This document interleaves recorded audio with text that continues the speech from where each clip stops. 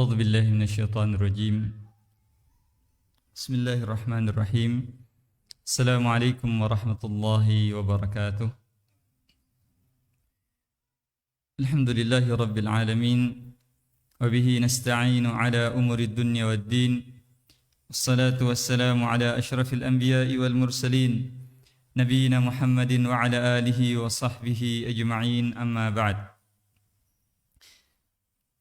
Jemaah yang dirahmati Allah Subhanahu wa taala, kembali kita memuji dan bersyukur kepada Allah Subhanahu wa taala atas segala limpahan nikmat yang Allah Subhanahu wa taala berikan kepada kita, sehingga di malam hari ini kita bisa kembali berjumpa, berkumpul melaksanakan salat maghrib secara berjamaah, yang insyaallah akan kita lanjutkan dengan kajian terhadap kitab Riyadhus Shalihin karya Imam An-Nawawi rahimahullah.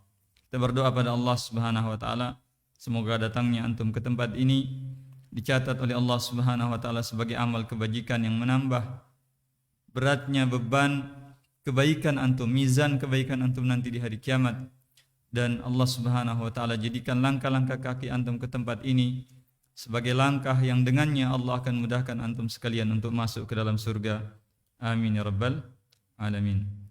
Salawat beserta salam semoga tetap terkirimkan kepada junjungan kita Nabi kita Nabi Muhammad sallallahu alaihi wasallam beserta seluruh sahabat, keluarga, dan orang-orang yang berusaha untuk mengikuti sunnah beliau hingga akhir kiamat nanti. Jamaah yang dirahmati Allah Subhanahu wa taala, kita masih dalam bab tentang kesabaran. Dan pada malam hari ini kita akan membahas sebuah hadis yang diriwayatkan oleh Imam Al-Bukhari rahimahullah dari ibunda kita Aisyah radhiyallahu taala anha. Beliau berkata, annaha sa'alat Rasulullah sallallahu alaihi wasallam 'anit ta'un. Bahwasanya Aisyah, ibunda kita, istri dari Rasulullah SAW, pernah bertanya kepada Nabi Muhammad sallallahu alaihi wasallam tentang ta'un. Apa itu ta'un? Apa itu ta'un? Ya. Ada beda pendapat di antara para ulama. Sebagian ulama mengatakan bahwasanya ta'un itu adalah penyakit tertentu yang mewabah, yang mudah menular dan menyebabkan banyak kematian pada zaman dahulu kala. Jadi ta'un itu penyakit yang mewabah, menular, mudah menular, tersebar di satu kawasan, satu daerah, dan banyak menyebabkan kematian. Itu ta'un. Makanya dulu kalau kena ta'un itu orang diriwayatkan kena pagi, sakit pagi, sore atau malam mati. Kenanya malam, besoknya sudah mati. Dan kalau kena satu rumah itu biasa, satu rumah 5 orang, kadang tersisa cuma 1, kadang bahkan tidak tersisa satu rumah, meninggal semua. Sebagian ulama mengatakan dia penyakit khusus, penyakit tertentu. Dari beberapa penelitian ada yang mengatakan kemungkinan ta'un zaman dulu itu penyakit yang dikenal sebagai pes. Penyakit yang menyebar lewat tikus atau kutu yang ada pada tikus. Jadi tikusnya sakit, bakteri kalau tidak salah, atau virus pada tikus. Kemudian tikusnya ini digigit oleh kutu, ada kutu tikus. Kemudian tikusnya itu sekitar 14 hari mati. Nah, si tikus ini nyari inang baru.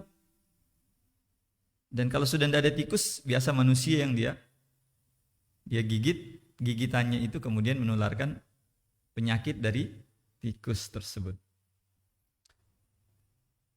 Ini pendapat sebagian ulama. Sebagian ulama berpendapat bahwa ta'un itu adalah semua penyakit yang mewabah yang mudah menular dan menyebabkan banyak kematian.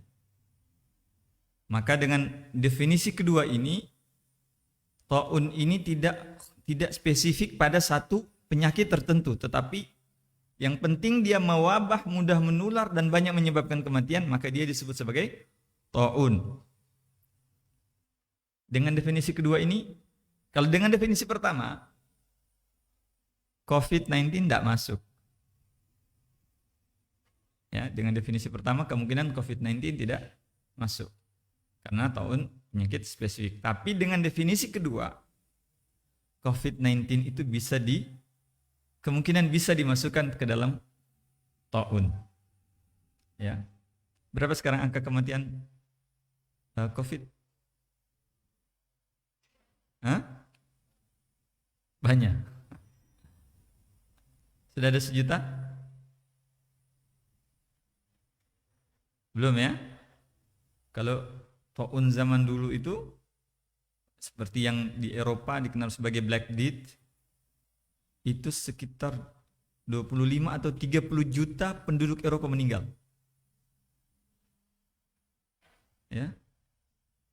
Itu taun.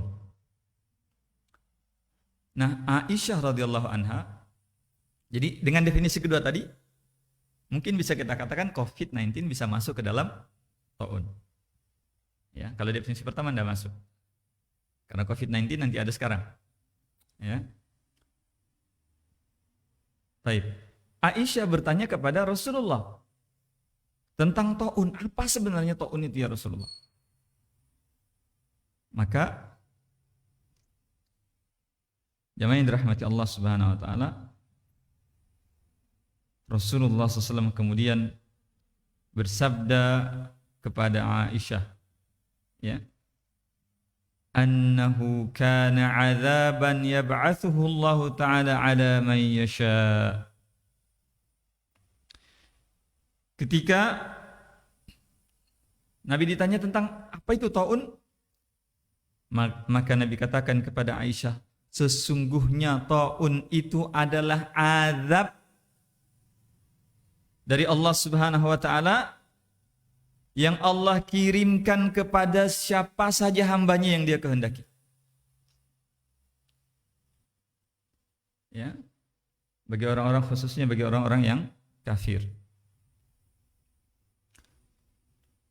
Ya, dan riwayat lain disebutkan azab pada umat-umat terdahulu yang kafir pada Allah Subhanahu wa taala. Jadi kalau dengan definisi ini, kalau kita masukkan COVID ke dalam definisi taun, maka COVID akan jadi azab tapi bagi orang-orang yang kafir pada Allah Subhanahu wa taala, atau dia muslim tapi melakukan dosa-dosa besar dan terus-menerus dalam dosa besar. Dan ini pelajaran bagi kita bahwa musibah itu terjadi dan turun karena dosa yang kita lakukan. Makanya dalam sebuah hadis yang diriwayatkan Imam At-Tabrani dan Al-Hakim serta Ibnu Majah, Rasulullah SAW bersabda, lam tadharil fahishatu fi qaumin qattun.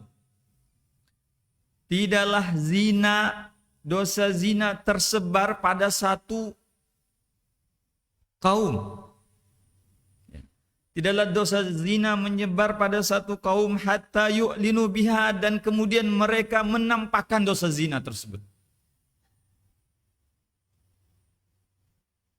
Kata Nabi SAW, illa fasha fihimut ta'un, kecuali akan tersebar di antara mereka taun, wabah, penyakit.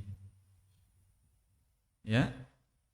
Wal auja'u allati lam takun madat fi aslafihim alladhina madaw, dan akan muncul pada mereka penyakit-penyakit yang tidak pernah ada pada nenek moyang mereka, pada generasi sebelum mereka. Apa kata Nabi? Kalau tersebar zina, jadi dalam satu wilayah itu banyak orang yang melakukan zina pada wilayah tersebut.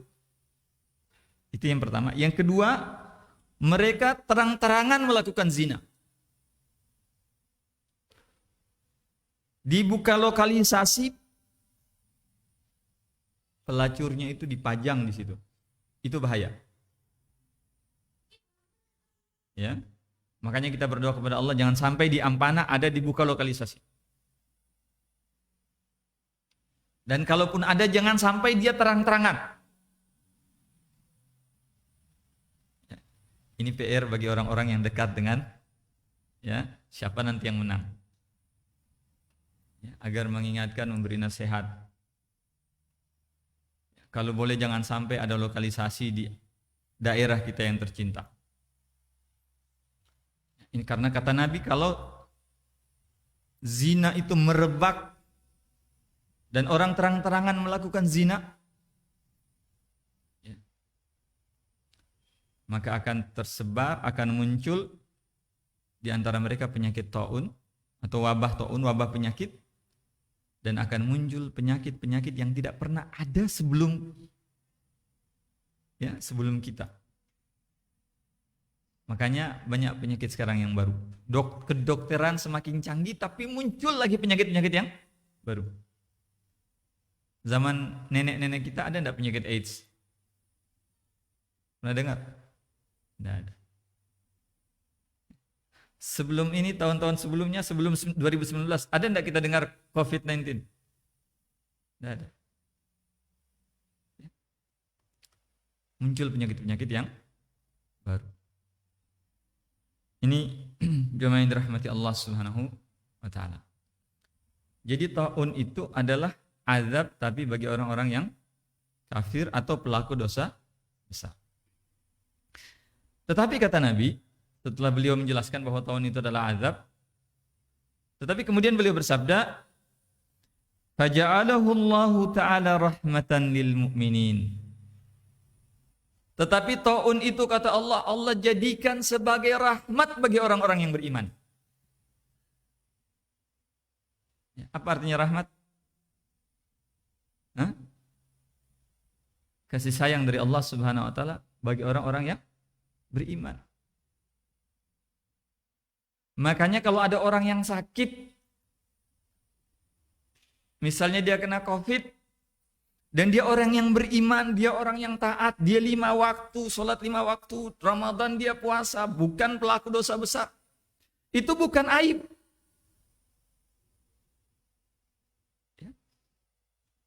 Itu bukan aib. Dan itu bukan azab. Penyakit itu bagi orang beriman bukan azab dan bukan aib. Tetapi itu justru adalah rahmat dari Allah Subhanahu wa taala. Ini jemaah yang dirahmati Allah Subhanahu wa taala. Pertanyaannya, kenapa bisa satu perkara yang sama tapi bagi orang kafir dia jadi azab, bagi orang beriman dia jadi rahmat? Kok bisa? Hah? Kenapa bisa? Sama-sama wabah, sama-sama taun, sama-sama penyakit. Tapi bagi orang-orang kafir dia jadi azab, bagi orang-orang yang beriman jadi rahmat. Kenapa bisa? Ya. Itulah keuntungan orang-orang yang beriman pada Allah dan mentauhidkan Allah. Makanya kata Nabi, ajaban li amril mu'min, sungguh menakjubkan urusan orang mukmin. Sesungguhnya semua urusannya adalah baik baginya. Ya. Dan itu tidak terjadi kecuali bagi orang-orang yang beriman. Kalau dapat nikmat dia bersyukur, itu baik. Kalau dapat musibah dia bersabar, itu baik. Jadi ini jemaah yang dirahmati Allah Subhanahu wa taala. Jadi bagi orang beriman, wabah penyakit itu, taun itu, atau mungkin COVID-19 kalaupun ada di antara, ya janganlah, jangan di antara antum yang kena. Ya, kita berdoa semoga jangan kena. Tapi kalaupun ada yang Allah takdirkan kena di antara kita, maka dia adalah rahmat dari Allah Subhanahu wa taala. Allah sayang antum. Allah ingin, karena penyakit itu bagi orang-orang yang beriman, fungsinya di antaranya adalah menghapuskan dosa. Ya. Penyakit itu bagi orang-orang beriman dia menghapuskan dosa, dan itu rahmat dari Allah Subhanahu wa taala, mengangkat derajat di sisi Allah Subhanahu wa taala. Baik. Kalau wabah itu adalah rahmat dari Allah. Boleh dah orang cari wabah itu? Sengaja orang mau pakai sekana diri. Begitu didengar ada yang diisolasi sana. Antum pergi ke BLK, ya, cari orang yang sakit kemudian follow dia. Saya mau cari, kenapa follow? Saya mau cari rahmat Allah Subhanahu wa taala. Ya. Boleh seperti itu? Hah? Nah, jamaah yang dirahmati Allah Subhanahu wa taala, meskipun wabah ini adalah rahmat, tapi sebisa mungkin kita menghindari dulu. Ya, apalagi kalau taun yang zaman dahulu itu orang kena hampir bisa dipastikan meninggal dunia.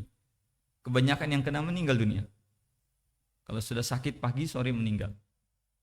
Maka yang afdal adalah kita hindari dulu, sebagaimana dalam sebuah hadis yang diriwayatkan oleh Imam Bukhari dan Muslim dari Ibnu Abbas radhiyallahu taala anhuma, kata beliau, ya, bahwasanya Umar bin Khattab radhiyallahu taala anhu pernah melakukan kunjungan ke wilayah Syam. Jadi saat itu Umar bin Khattab sebagai khalifah, sekelas presiden sekarang.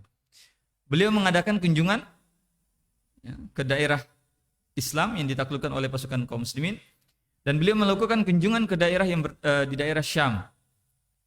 Dan jamaah yang dirahmati Allah, ketika beliau sampai di sebuah daerah yang bernama Sarak, ya, di luar kota Amawas,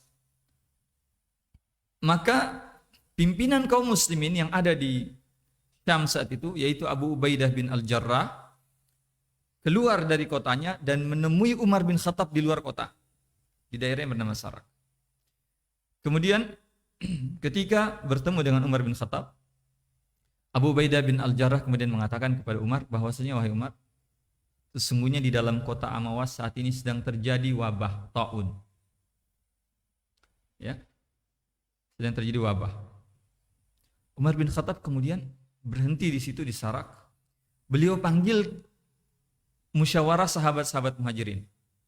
Ya, beliau sampaikan kepada mereka bahwa kita ini mau masuk ke kota Amawas, tapi saat ini di sana sedang terjadi wabah taun.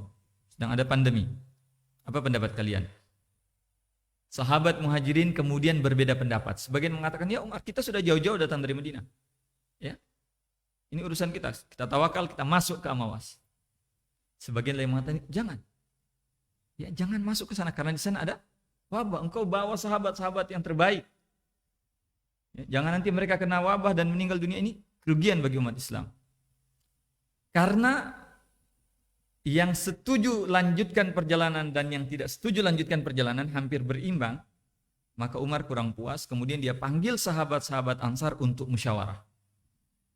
Ternyata sahabat Ansar juga berbeda pendapat. Sebagian mengatakan kita lanjutkan masuk ke Syam, ya, meskipun ada wabah di sana. Sebagian mengatakan tidak, kita pulang.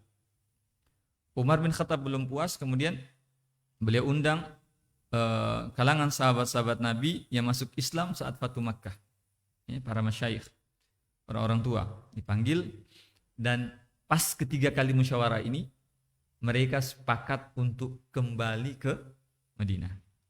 Dan jamaah yang dirahmati Allah Subhanahu wa taala, setelah musyawarah ketiga kalinya dengan sahabat-sahabat ini, ya, maka Umar kemudian kumpulkan sahabat-sahabatnya, kemudian Umar radhiyallahu taala anhu berkata, inni musbihun ala dhahri, ya, sesungguhnya besok pagi kita akan kembali ke Madinah, tidak jadi masuk ke kota Amawas. Nah, jamaah yang dirahmati Allah, maka mendengar hal ini Abu Ubaidah bin Al-Jarrah kemudian berkata kepada Umar, wahai Umar, ya, afirara min qadarillah, apakah engkau akan lari dari takdir Allah? Ya, kau tidak mau masuk ke kota Syam, apakah kau mau lari dari takdir Allah? Faqala Umar, maka Umar berkata, lau ghayruka qalaha ya Aba Ubaidah. Seandainya bukan engkau yang mengatakan itu, wahai Abu Ubaidah. Saya berharap orang lain mengatakan. Kenapa? Karena Umar bin Khattab tidak ingin berbeda pendapat dengan Abu Ubaidah. Abu Ubaidah ini termasuk sahabat Nabi yang senior. Ya, termasuk sahabat Nabi yang dijamin, termasuk 10 orang sahabat Nabi yang dijamin masuk surga. Maka Umar mengatakan, Seandainya bukan kau yang mengatakan perkataan itu, wahai Abu Ubaidah. Kemudian Umar mengatakan, na'am nafirru min qadarillah ila qadirillah. Betul wahai Abu Ubaidah. Kita lari dari takdir Allah, tapi kita lari menuju takdir Allah yang lain. Kemudian beliau katakan, apa pendapatmu? Kalau engkau mengembala onta, kemudian engkau gembalakan ontamu di sebuah lembah, yang lembah itu terbagi dua. Ya, sebagiannya subur, banyak rumput di situ, ya, banyak tumbuhan yang hidup di situ. Sebagiannya tandus, tidak ada tumbuhan di situ. Sekarang, pada tempat yang mana yang engkau akan gembalakan untamu? Ya? Mau digembalakan di mana unta? Yang banyak rumputnya atau yang tandus? Yang banyak rumputnya. Sekarang pertanyaannya, kalau digembalakan di tandus, di tempat yang tandus, kemudian untanya kelaparan, itu takdir Allah bukan? Dia kelaparan? Hah? Hah? Takdir Allah. Karena apa saja yang terjadi di muka bumi adalah takdir dari Allah. Tapi kalau antum gembalakan di tanah yang subur, yang banyak tumbuhannya, banyak rumputnya, dan untanya kenyang, untanya sehat, apakah itu terjadi karena takdir Allah? Takdir Allah. Makanya kata Umar, nafiru min qadarillah ila qadarillah. Kita lari dari takdir Allah yang sini kepada takdir Allah yang di sini. Ya. Kalau kita bisa memilih untuk memilih takdir Allah, kenapa kita tidak memilih yang baik, takdir Allah yang baik? Karena ingat, takdir Allah ada yang baik, ada yang buruk. Tapi buruk dalam pandangan kita, bukan dalam pandangan Allah. Karena dalam pandangan Allah semua takdir Allah itu pasti baik. Ya. Jadi selama kita bisa memilih yang baik, maka kita pilih yang baik. Karena semua pilihan kita adalah takdir Allah Subhanahu wa taala. Sama dengan antum mau menikah misalnya. Ada dua orang perempuan ditawarkan kepada antum. Yang satu cantik, solehah, baik hati, ya, sabar, nerimo, ya, penyayang. Yang satu jelek, suka membantah. Apa lagi? Hah? Kepala batu. Kalau antum pilih yang cantik ini, solehah, yang baik ini, antum nikahi dia. Kemudian antum bahagia dengan pilihan itu takdir Allah bukan? Takdir Allah. Sementara kalau antum pilih yang jelek, yang akhlaknya buruk, ya, sudah jelek akhlaknya buruk, agamanya buruk, dan antum menderita dengan pernikahan itu takdir Allah bukan? Takdir Allah. Tapi siapa yang pilih? Itu. Kalau antum bisa pilih takdir yang baik, kenapa harus pilih takdir yang buruk? Ya. Nah, jamaah yang dirahmati Allah Subhanahu wa taala, maka kemudian Umar bertekad untuk pulang. Dan ternyata setelah Umar ambil keputusan itu, datang Abdurrahman bin Auf radhiyallahu taala anhu. Dan saat musyawarah dengan Umar, Abdurrahman bin Auf ini tidak ada di situ, tidak ikut musyawarah. Sepertinya beliau ada urusan, ya, yang lain, tidak bersama Umar bin Khattab. Setelah Umar bin Khattab ambil keputusan, datanglah Abdurrahman bin Auf. Kemudian begitu dia dengar apa yang diputuskan oleh Umar bin Khattab, beliau mengatakan, "Sami'tu Rasulullah sallallahu alaihi wasallam yaqul." Kata Abdurrahman bin Auf, saya pernah mendengar Nabi Muhammad sallallahu alaihi wasallam bersabda, ya, "Idza sami'tum bihi bi ardin." Apabila kalian mendengar ada taun di satu daerah, ada wabah penyakit di satu daerah, ada pandemi di satu daerah, fala taqdumu alaihi, maka jangan kalian memasuki daerah tersebut. Ini sabda Nabi Muhammad sallallahu alaihi wasallam. Kalau kalian mendengar ada wabah penyakit tersebar di satu daerah, ada pandemi di satu daerah, dan kalian berada di luar daerah tersebut, fala taqdumu alaihi, jangan kalian masuk ke daerah tersebut. Ya. Kemudian wa idza waqa'a bi ardin wa antum biha. Adapun kalau wabah itu terjadi, menyebar dan antum ada di daerah tersebut. Begitu terjadi pandemi, antum ada di daerah tersebut. Maka kata Nabi sallallahu alaihi wasallam, fala takhruju firaran minhu, maka jangan pernah keluar dari daerah tersebut karena lari dari wabah tersebut. Insyaallah. Ini kaidah dari Nabi sallallahu alaihi wasallam. Kalau ada wabah, satu daerah dan kita ada di luar, misalnya wabah terjadi di Poso, kita di Ampana masih aman-aman, maka tidak boleh kita masuk pergi ke Poso. Tapi kalau wabah terjadi di Ampana atau tapi bagi orang-orang Poso yang sudah tersebar wabah di sana, ini cuma contoh permisalan, mereka tidak boleh keluar dari Poso misalnya lari ke Ampana. Dan ini yang hari ini dikenal sebagai apa? Karantina wilayah. Atau bahasa Inggrisnya lockdown. Masya Allah.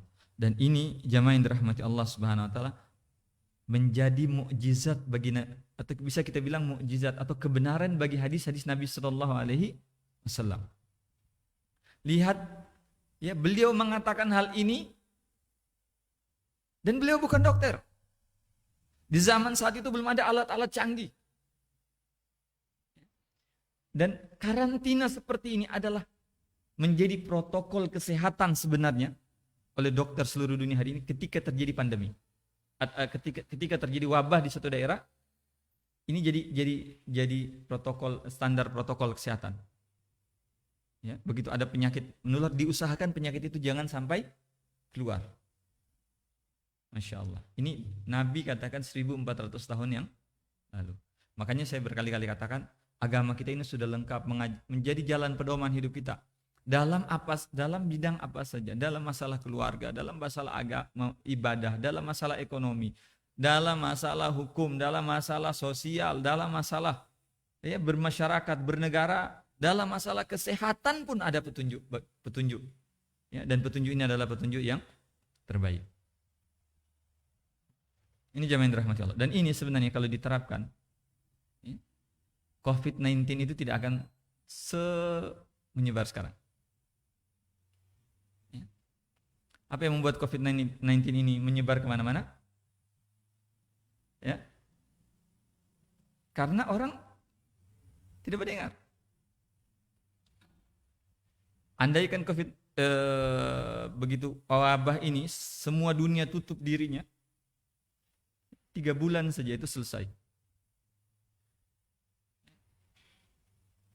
Kenapa wabah dari Cina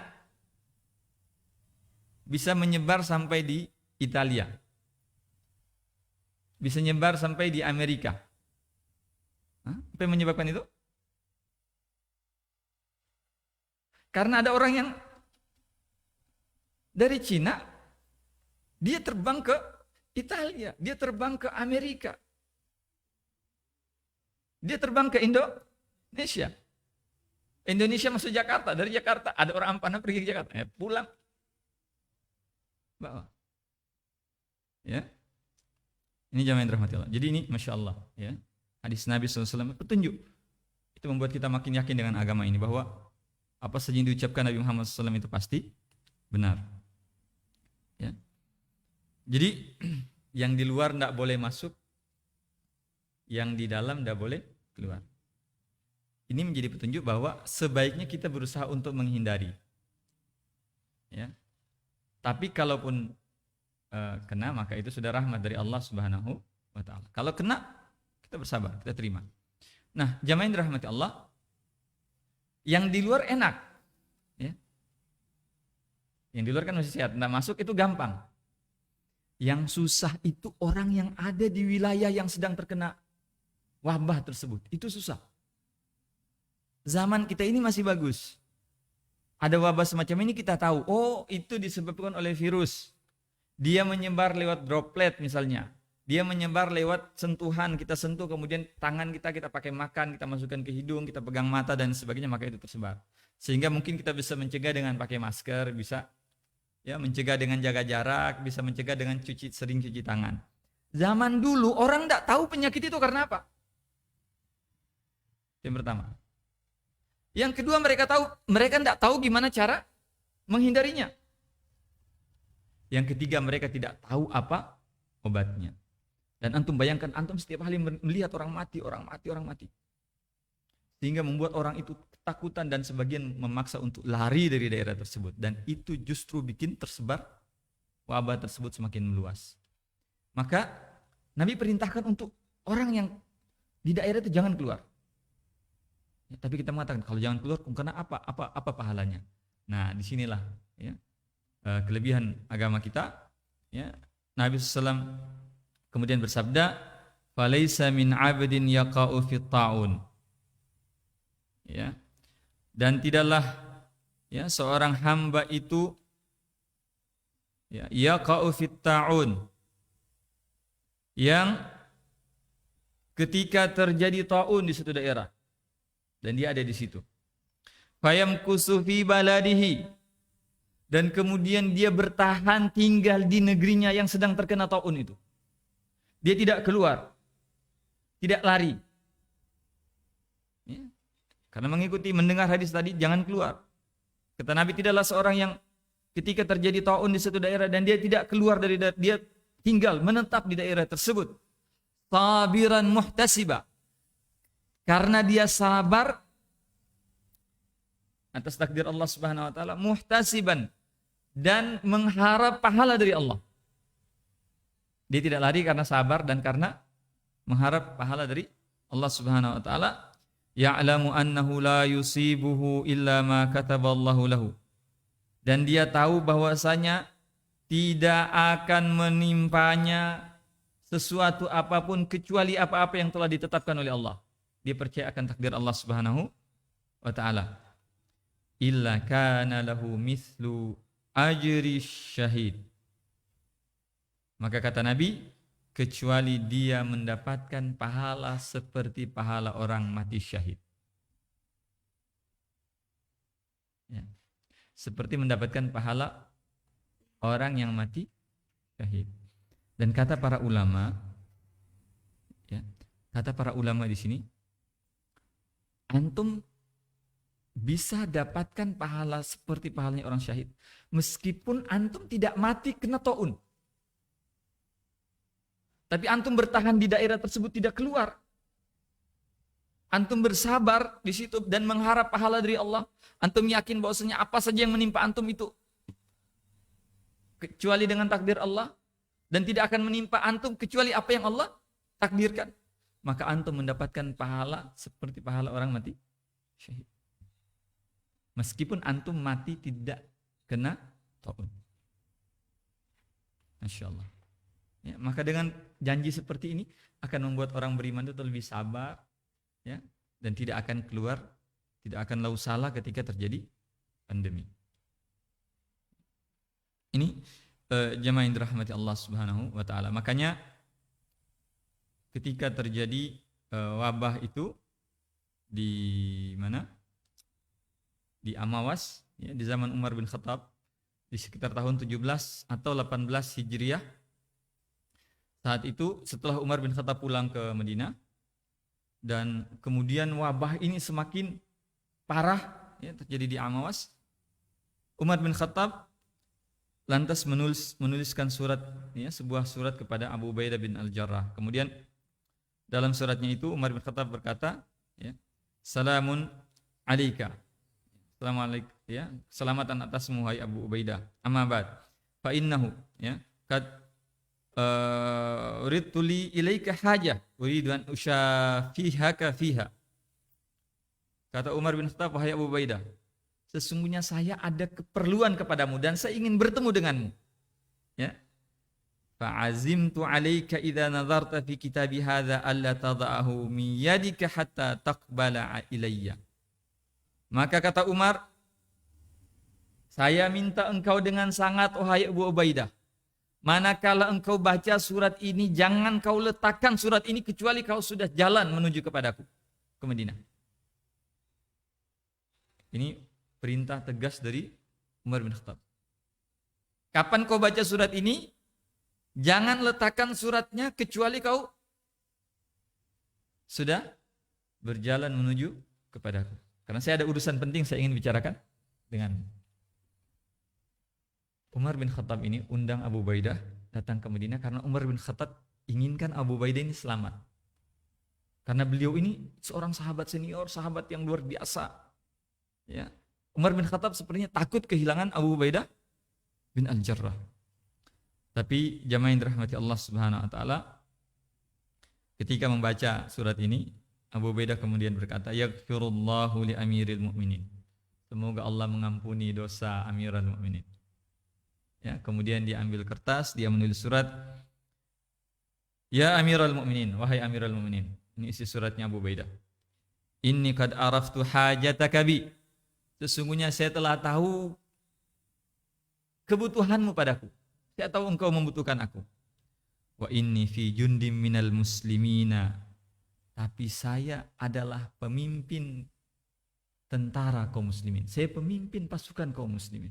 Saya berada di antara pasukan kaum muslimin. La ajidu bi nafsi raghbatan anhum. Dan saya tidak mendapatkan ada kebencian dalam hatiku kepada mereka. Ya, artinya saya mencintai mereka. Jadi beliau mencintai pasukan yang beliau pimpin.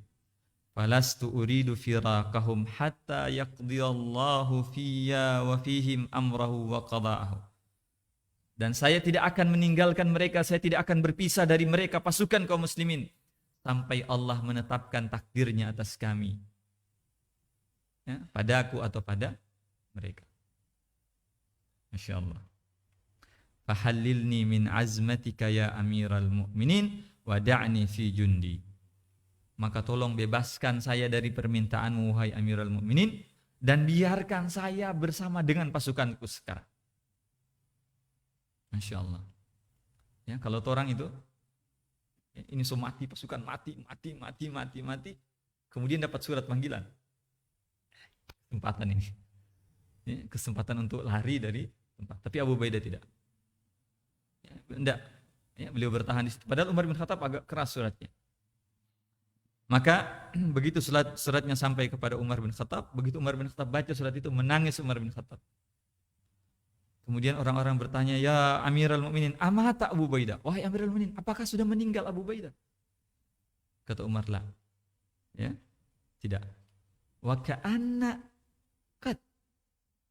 Tetapi dia seperti sudah mati. Ya. Masya Allah. Dan ternyata ketika pasukannya sudah meninggal, Abu Ubaidah kemudian berdoa pada Allah Subhanahu wa taala agar beliau mendapatkan bagian dari ta'un tersebut. Ya. Dan tidak berselang lama beliau pun meninggal dunia terkena ta'un. Kemudian digantikan oleh Mu'az bin Jabal, ya, radhiyallahu taala anhu.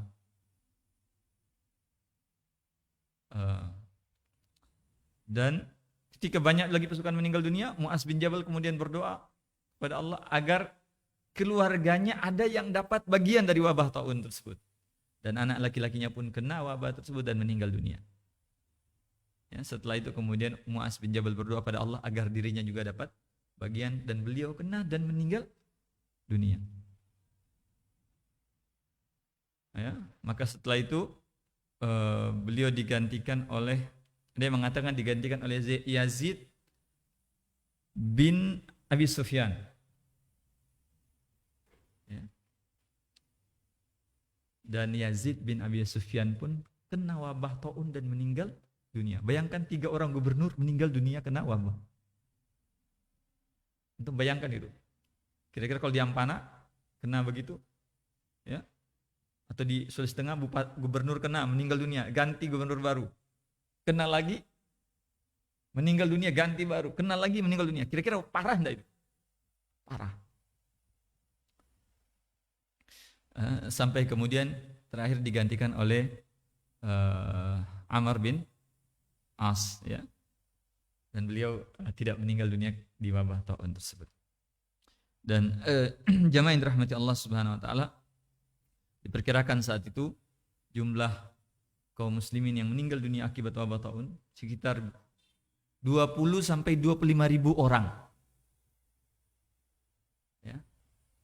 20 sampai 25.000 orang. Dan ada yang mengatakan bahwa wabah ta'un itu yang di kemudian hari, ya, menjadi salah satu sebab berdirinya dinasti Umayyah. Ya, karena meninggal pemimpin di Syam waktu itu pertama Abu Ubaidah, meninggal digantikan oleh Muaz bin Jabal, meninggal digantikan oleh Yazid, meninggal digantikan oleh Amr bin As. Setelah itu digantikan oleh Muawiyah bin Abi Sufyan, saudaranya Yazid bin Abi Sufyan. Dan kemudian seperti kita tahu Muawiyah radhiyallahu taala anhu menjadi khalifah ya di kemudian hari, dan setelah itu berdiri dinasti Umayyah. Ya. Ini jamaah yang dirahmati Allah Subhanahu wa taala. Jadi ketika berbicara pandemi, berbicara penyakit, ternyata agama kita sudah berbicara juga. Dan di sini ada pelajaran terkait dengan pelajaran terkait dengan bab sabar, ya, berkaitan dengan bab sabar. Maka kita dapati bagaimana pengaruh kesabaran ketika terjadi pandemi. Pengaruh keimanan dan kesabaran. Ya. Dengan keimanan dan kesabaran ternyata bahkan penyakit, bahkan pandemi seperti yang mungkin terjadi hari ini bisa berbuah pahala yang sangat besar, dan bahkan pahalanya itu seperti pahala syahid. Ya, maka yang dirahmati Allah, kita sekarang kondisi kita sudah, wabah ini sudah menyebar di antara kita. Ya. Maka kita masuk kepada hadis yang kedua ini. Ya. Kalau masih di luar kita tidak boleh masuk ke sana, tapi kalau sudah di dalam, ya. Kalau sekarang kan semua daerah sudah kena, maka tidak apa-apa kita ke Palu, kita ke Poso, sudah tidak masalah. Ya, karena larangan itu dari tempat yang belum ada wabah masuk ke tempat yang sudah ada wabah, atau dari tempat yang ada wabah keluar menuju tempat yang belum ada wabah. Ketika sudah mewabah semua sekarang, maka kita tidak apa-apa pergi kemana saja, karena sama saja. Bahkan kalau kita ke Poso lebih parah di sana, atau ke Luwuk lebih parah di Luwuk. Nah, itu sudah tidak apa-apa. Nah, sekarang kita di daerah kita sudah tersebar sekarang, maka kita amalkan di sini. Ya, kita bersabar, tapi tetap usahakan tetap, ya, kalau bisa tetap pakai masker. Ya. Kita berusaha untuk menghindari, tapi kalaupun kita kena, maka kita bersabar pada Allah Subhanahu wa taala, dan ingat itu adalah rahmat dari Allah. Itu adalah tanda Allah sayang antum, dan itu bukan aib. Allah sayang antum, dan bentuk sayang antum itu misalnya antum ada dosa dan Allah ingin hapuskan dosa itu, maka Allah kasih antum penyakit. Ya. Jadi itu bukan aib, bukan azab. Dan kalau andaikan dapat penyakit ini, maka kita bersabar pada Allah Subhanahu wa taala, dan kita berharap kalaupun kena penyakit ini dan kita meninggal dunia, kita berdoa pada Allah Subhanahu wa taala semoga dengan wabah itu kita dapat, ya, anugerah syahid, ya, mati syahid. Ya. Husnul khatimah. Insyaallah. Nah, cuman kalau saya katakan tadi, kalau antum mau berdoa seperti Abu Ubaidah dan Muaz, ya boleh juga. Cuma kalau saya belum sampai situ iman saya, ya, berdoa minta. Tapi tadi kalaupun kena, maka itu adalah takdir dari Allah Subhanahu wa taala. Ya, seorang muslim harus ridho dengan takdir tersebut. Ya, kita terima, kita bersabar. Sabar, ada dua hal yang harus kita lakukan. Ketika wabah sudah menyebar seperti ini, kita bersabar, dan kemudian kita mengharap pahala di sisi Allah Subhanahu wa taala. Semoga Allah Subhanahu wa taala jaga antum semua dan, ya, saya dari wabah ini. Dan kalaupun Allah tetapkan ada di antara kita yang harus kena, maka semoga itu menjadi rahmat dari Allah, ya, menjadi sebab diampuni dosa-dosa oleh Allah Subhanahu wa taala, menjadi sebab diangkatnya derajat-derajat kita di sisi Allah Subhanahu wa taala. Dan kita doakan semoga semua kaum muslimin, baik yang di Indonesia maupun di luar Indonesia, yang tertimpa wabah ini dan kemudian meninggal dunia. Ya, guru-guru kita, termasuk ada satu orang guru saya dulu, dosen usul fikih kami ketika di Libya, sudah meninggal dunia karena wabah ini. Ya, kita berdoa semoga Allah Subhanahu wa taala wafatkan mereka sebagai orang yang mati syahid. Ya, amin ya rabbal alamin. Tapi sebelum kami tutup, ada yang mau ditanya? Baik, alhamdulillah kalau tidak ada pertanyaan, ya, kita ada? Abeta? Ya.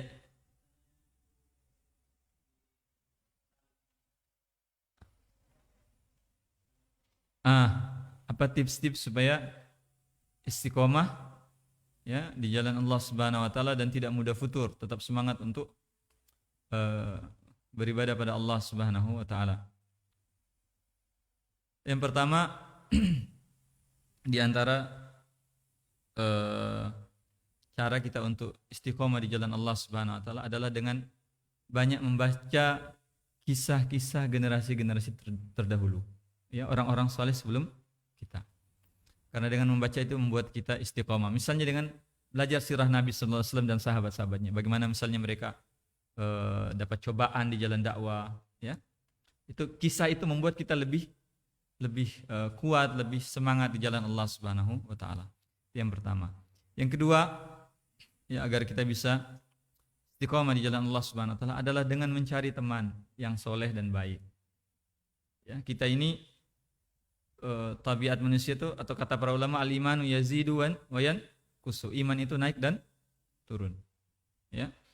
Maka kita kalau kita sendirian ketika dia turun, itu tidak ada yang mengingatkan.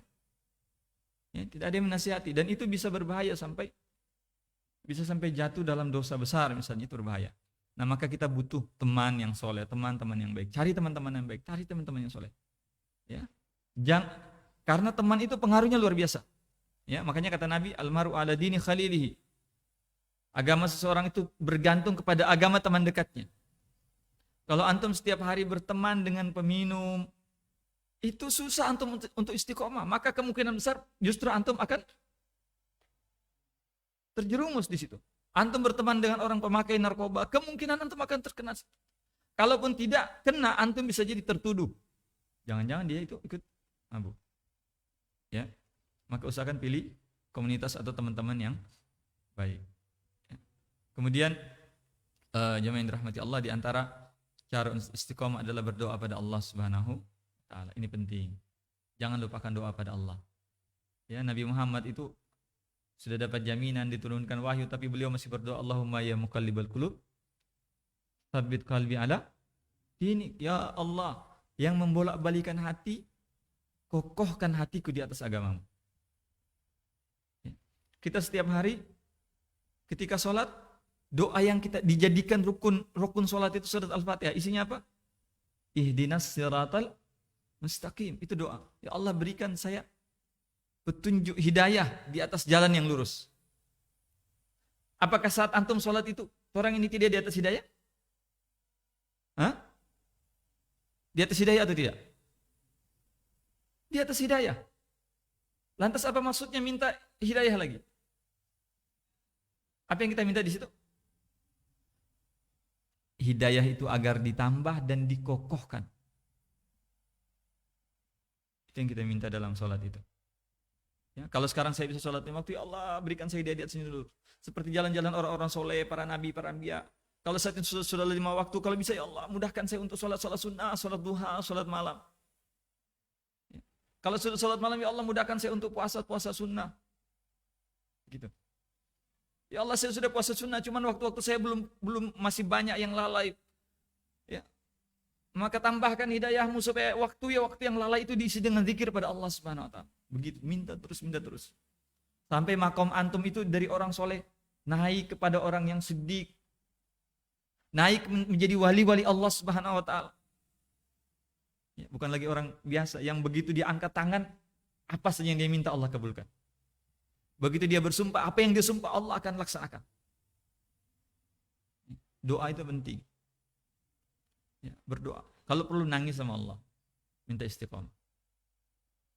Ya, karena kenapa kita harus minta? Kita ini tidak ada yang tahu. Tidak ada yang tahu akhir kita. Ya, tidak ada yang tahu. Belum tentu hari ini kita sholat 5 waktu sampai mati kita bisa jaga sholat 5 waktu. Belum tentu. Makanya ihdinas siratal mustaqim, ihdinas siratal mustaqim.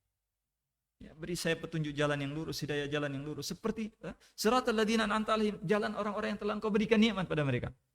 Siapa mereka? Minan nabiyyin, para nabi. Ya. Was-siddiqin, orang-orang yang siddiq. Wasyuhada, orang-orang yang mati syahid. Was-salihin, dan orang-orang yang saleh. Berdoa. Ya, itu beberapa hal yang semoga dengannya bisa membuat kita makin istiqomah. Ada beberapa hal lain, misalnya perbanyak baca Quran. Ya. Kemudian kalau dengar nasihat langsung diamalkan. Itu diantara perkara yang bisa membuat kita istiqomah di dalam agama ini. Wallahu ta'ala a'lam. Tip, ada lagi sebelum kami tutup? Tip, kalau sudah tidak ada, kita tutup dengan doa kafaratul majlis. Subhanakallahumma bihamdika asyhadu an la ilaha illa anta astaghfiruka wa atubu ilaik. Assalamualaikum warahmatullahi wabarakatuh.